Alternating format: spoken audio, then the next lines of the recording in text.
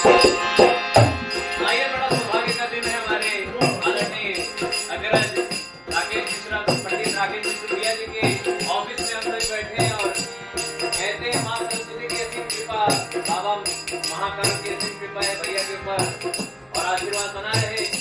अरे भैया की हारमोनियम बढ़िया मीठी बोलने वाली और ढोलक और बढ़िया साथ में मजीरा में साथ रहने वाले भैया। तो कहना है